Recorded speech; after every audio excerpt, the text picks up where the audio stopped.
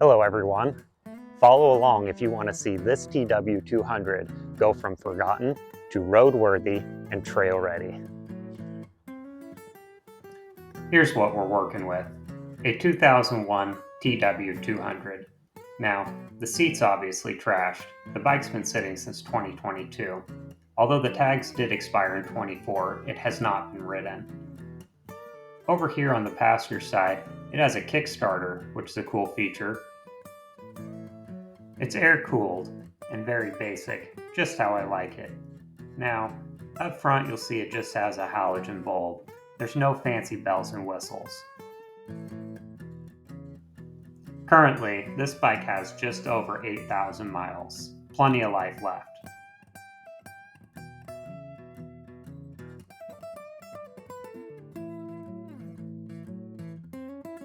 Here you can see the battery has 0 power.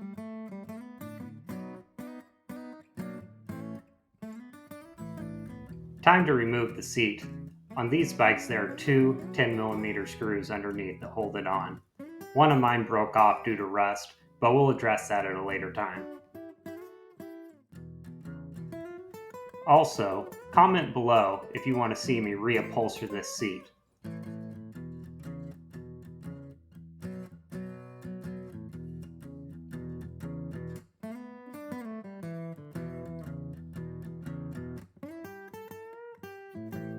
Here I am removing the battery. It takes a 10mm wrench and a Phillips screwdriver.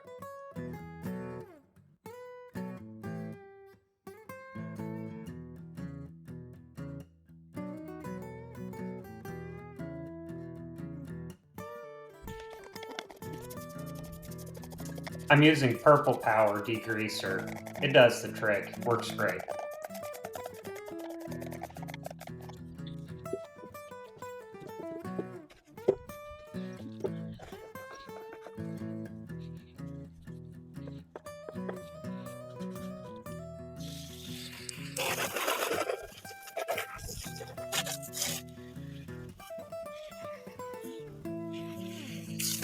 The HDX75 is the battery I used to replace it. It's a little bit smaller, but provides the same cranking power.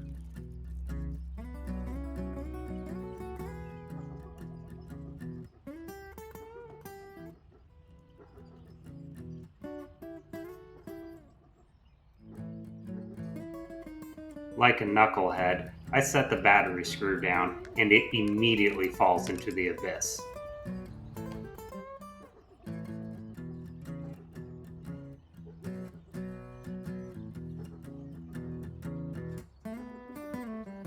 It must have taken me 10 minutes to find it.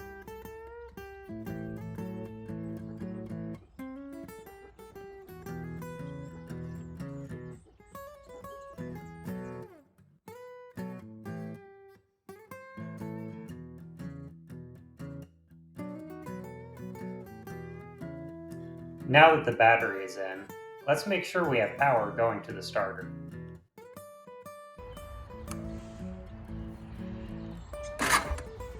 To remove the fuel tank, there's this 10mm that clamps it to the frame.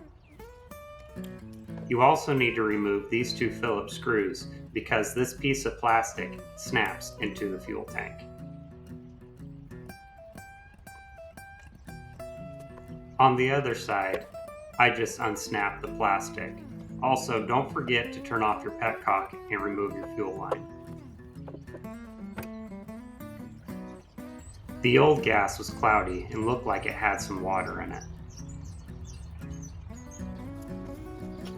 On the right side of the bike, you will find your throttle cables. I removed them with two 10mm wrenches.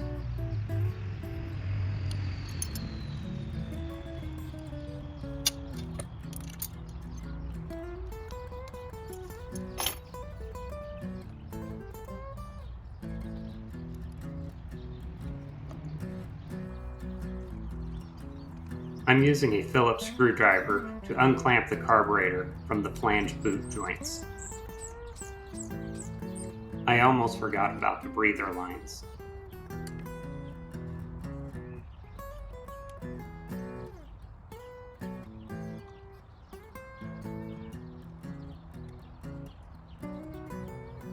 To take your carburetor out, you simply pry it from your boot joints. Just be careful not to damage any of your rubber.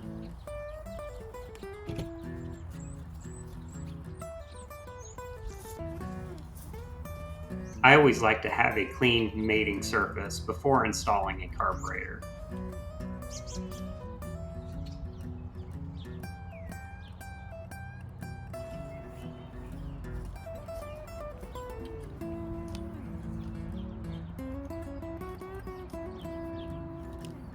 Now I'm getting the breather tubes in place.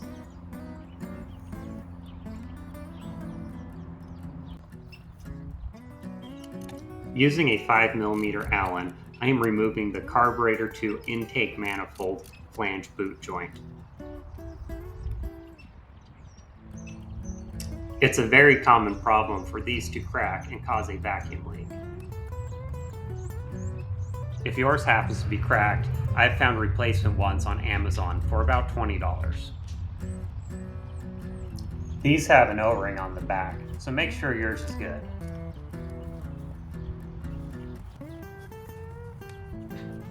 I find it easier to put the boot on the carburetor before installing it.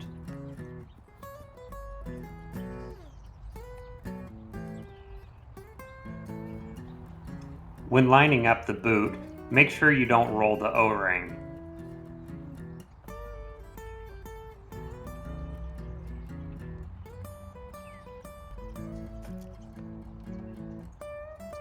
Now it's time to tighten the clamps on the carburetor.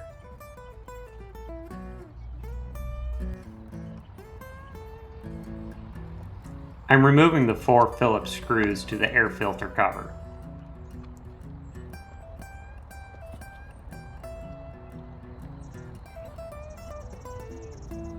I was surprised to find chunks of ice in the air box, but it is January in Oregon. Look at how the air filter just falls apart.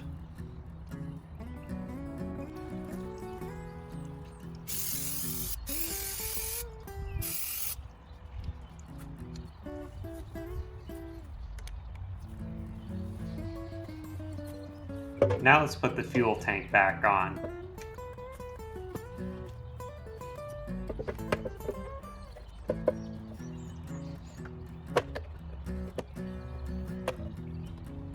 Tighten it with your 10mm to clamp it back on the frame.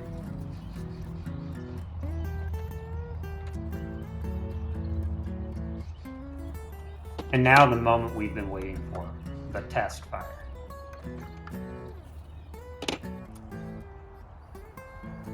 I'm turning the fuel on and forgetting to pull the choke out.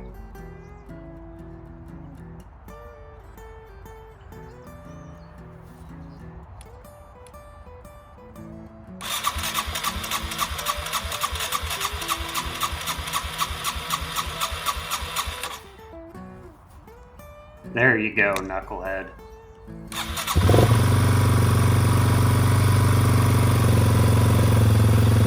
I'm testing the half choke setting.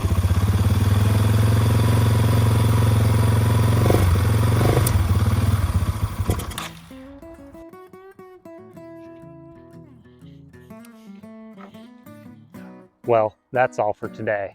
Like and subscribe if you want to see the series continue. And in future videos, we will change the oil and all the filters, do tune-ups, take care of this nasty seat, and much more. Thanks for watching.